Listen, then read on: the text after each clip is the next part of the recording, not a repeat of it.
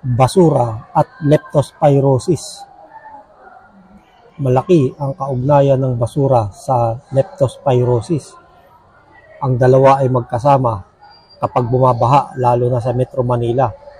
Nang bumaha noong July 24, 2024 sa Metro Manila at mga kalapit probinsya, maraming basura ang lumutang at lalong pinalubha ang baha sapagkat bumara ang mga ito sa mga pumping stations. Sinira ng mga basura ang pumping station sa Malabon at Navotas. Kaya lumubha ang baha na naihalan tulad sa nangyari noong 2009 na nanalasa ang Ondoy. Perwisyo ang basura. Bukod sa nagdudulot ng pagbaha, dito rin nakikinabang ang mga daga na naghahatid naman ng nakamamatay na leptospirosis. Dahil maraming basura na itinatapon ng mga walang disiplinang mamamayan, dumami rin ang mga daga.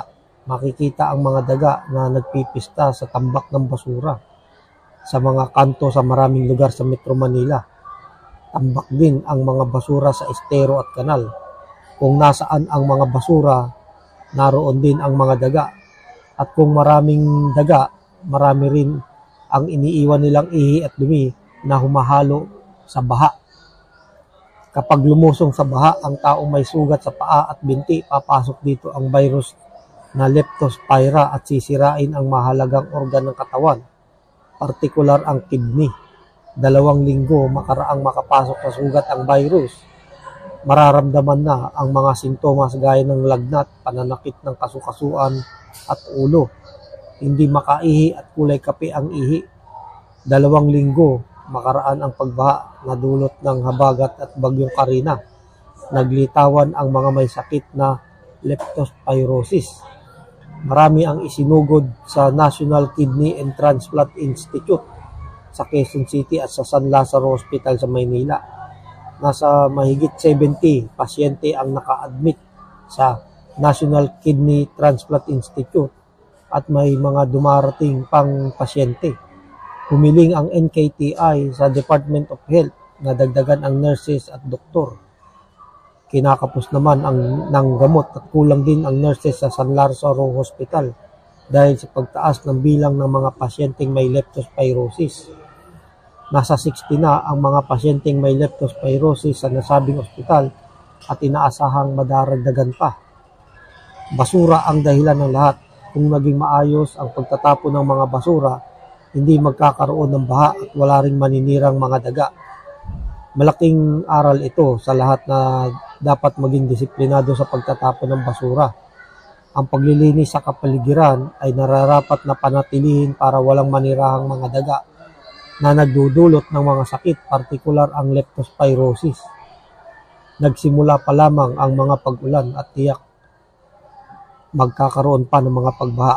Mag-ingat ang lahat kung lulusong sa baha. Bantayan ang mga bata na ginagawang swimming pool ang baha na kontaminado ng ihi ng daga.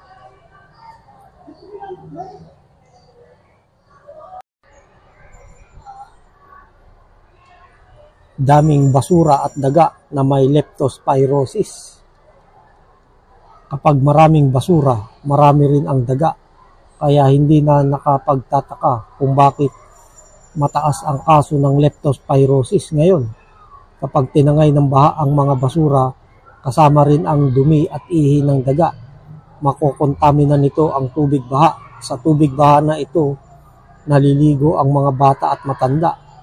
Kapag pumasok sa kanilang paa at binti na may sugat ang virus leptospira, dito na magsisimula ang kalbaryo sa leptospirosis.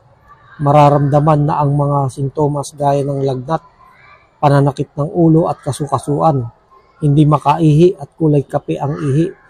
2 linggo makaraan ang pagbaha na dulot ng habagat at bagyong Karina. Noong July 24, 2024, naglitawan ang mga may sakit na leptospirosis. Marami ang isinugod sa National Kidney and Transplant Institute sa Quezon City at sa San Lazaro Hospital sa Maynila. Nasa mahigit 70 pasyente ang naka-admit sa NKTI at may mga dumarating pang pasyente. Ang gymnasium sa NKTI ay ginawa ng tuluyan ng mga pasyenteng may leptospirosis. Hiniling ng NKTI sa Department of Health nadagdagan ng kanilang nurses at doktor doon.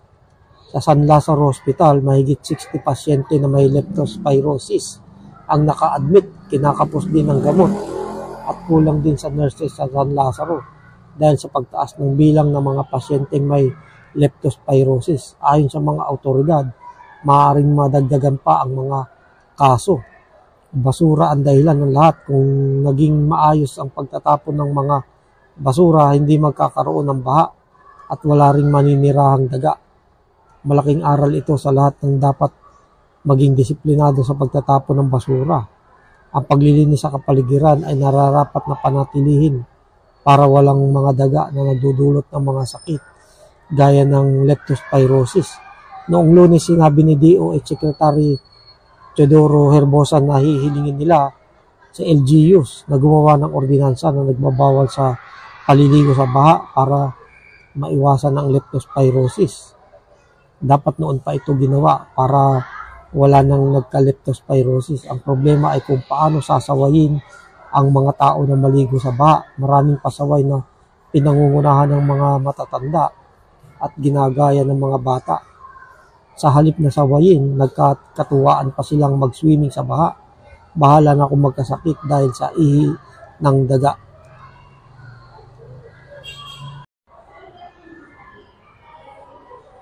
Pagligo sa baha, nais ipagbawal.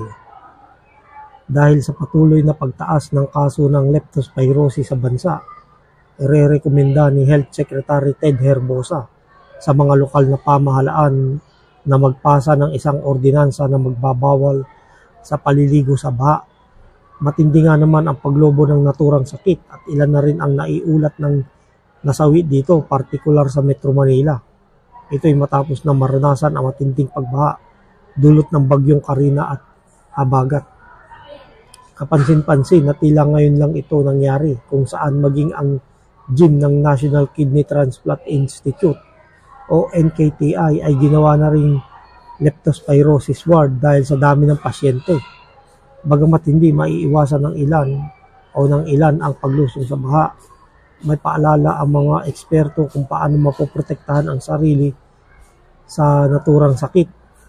Gayunman, tila may ilan namang mistulang naghahanap pa talaga ng sakit. Kahit hindi naman kailangan lumusong, abay naglalangoy at doon pa naliligo. At hindi alintana ang nakaambang mga panganib.